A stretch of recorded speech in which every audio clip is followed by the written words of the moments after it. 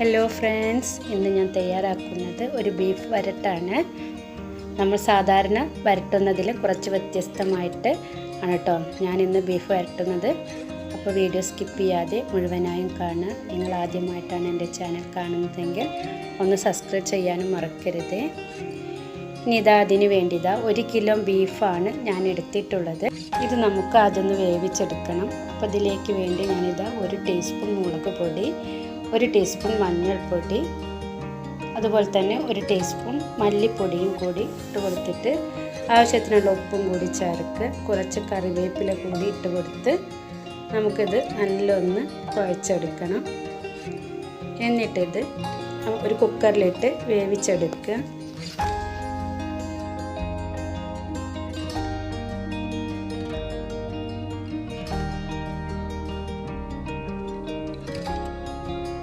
ഇനി നമുക്കിതിലേക്കൊരു 1/4 ഗ്ലാസ് വെള്ളം ഞാൻ ഒഴിച്ച് കൊടുക്കുന്നുണ്ട്. എന്നിട്ടിതൊന്ന് മൂടി വെച്ച് വേവിച്ചെടുക്കട്ടോ.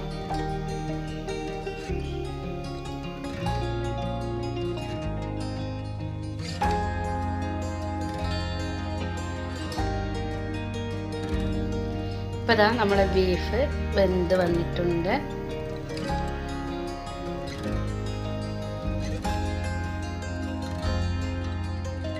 ഞാനൊരു പാത്രം ചൂടാക്കി അതിലേക്ക് കുറച്ച് വെളിച്ചെണ്ണ ഒഴിച്ചു കൊടുക്കുന്നുണ്ട്.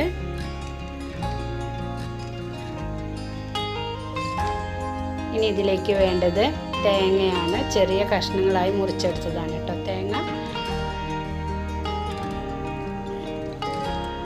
ഇത് നല്ലൊന്ന് മൂത്ത് വരുന്നവരെ ഒന്ന് വഴറ്റി കൊടുക്കുക.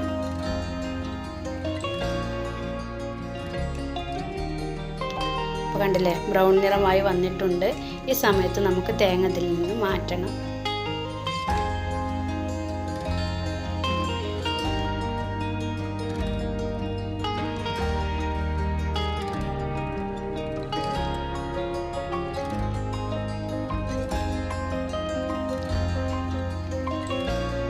ഇനി ആ എണ്ണയിൽ തന്നെ ഒരു സവാള കനം കുറച്ചരിഞ്ഞതാണ്, അതും ഇതുപോലെ ബ്രൗൺ നിറമാകുന്നത് വരെ ഒന്ന് വഴറ്റി കൊടുക്കുക.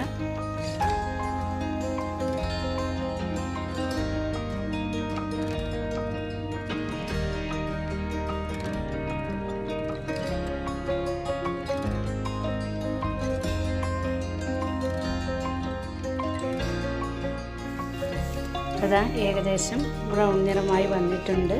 ഈ സമയത്ത് നമുക്കിതിലേക്ക് കുറച്ച് കറിവേപ്പില കൂടി ഇട്ട് കൊടുക്കണം.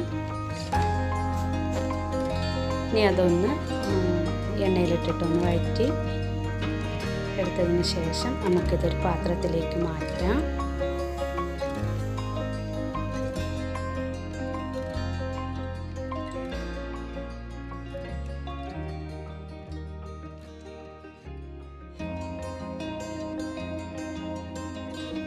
ഇപ്പോൾ ഇതാ ഉള്ളിയും തേങ്ങയൊക്കെ ഒരു പാത്രത്തിലേക്ക് മാറ്റിയിട്ടുണ്ട്. ഇനി ഇതിൻ്റെ ഒരു 1/4 ഭാഗം എടുത്തിട്ട് ഒന്ന് മിക്സിയിലൊന്ന് ചതച്ചെടുക്കേണ്ടതുണ്ട്. അതവിടെ ഇരിക്കട്ടെ. അതിൻ്റെ മുന്നേ നമുക്ക് ബീഫിൽക്കുള്ള മസാല തയ്യാറാക്കണം. അതിന് വേണ്ടി 1 കപ്പ് ചെറിയ ഉള്ളി ഞാൻ എടുത്തിട്ടുണ്ട്. അതൊന്ന് വഴറ്റി കൊടുക്കട്ടോ. എണ്ണയിലിട്ടിട്ട് ഒന്ന് വഴറ്റി കൊടുത്തതിന് ശേഷം അതിലേക്ക് 2 പച്ചമുളക് കൂടി ചേർക്കുന്നുണ്ട്.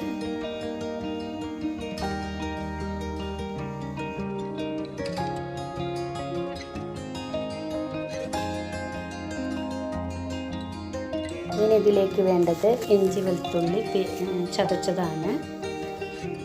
2 ടേബിൾ സ്പൂൺ ഇഞ്ചി വെളുത്തുള്ളി ചതച്ചത് ഞാൻ ഇതിലേക്ക് ചേർക്കുന്നുണ്ട്.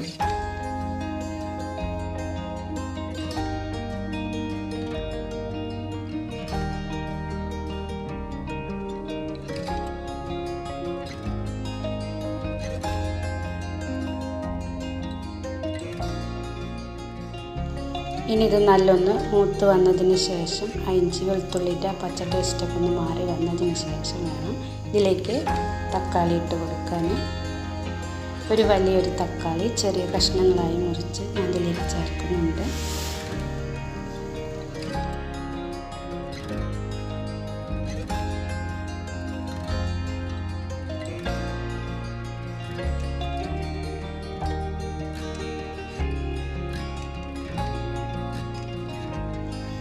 തക്കാളി ഇട്ടതിന് ശേഷം ഇതിലേക്ക് കുറച്ച് ഉപ്പ് ഞാൻ ചേർക്കുന്നുണ്ട്.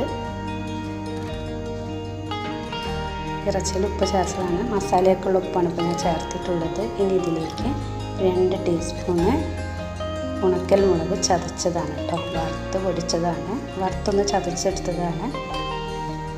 ഇതിലേക്ക് വേണ്ടത് 2 ടീസ്പൂൺ മല്ലിപ്പൊടിയാണ്, അത് ഇതിലേക്ക് ഇട്ട് കൊടുക്കുക.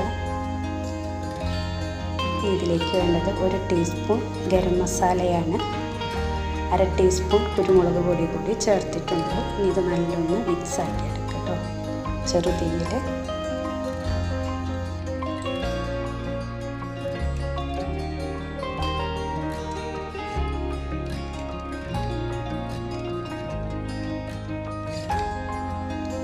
ഇനി ഇതിലേക്ക് നമ്മൾ നേരത്തെ വേവിച്ച് വെച്ച ഇറച്ചി ഇതിലേക്ക് ഇട്ട് കൊടുക്കുക. എന്നിട്ട് നല്ലൊന്ന് ഇളക്കി കൊടുക്കുക കേട്ടോ. ഇതിൽ കുറച്ച് വെള്ളമുണ്ട്, വെള്ളം ഒന്ന് വറ്റിച്ചെടുക്കണം.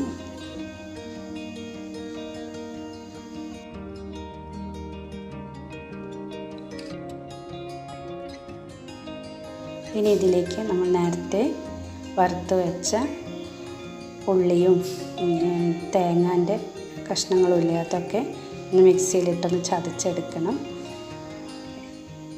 കുറച്ച് ഞാനൊരു പാത്രത്തിലേക്ക് മാറ്റിയിട്ടുണ്ട്.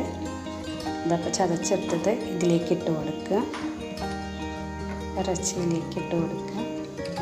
അത് നല്ലൊന്ന് മിക്സാക്കുക.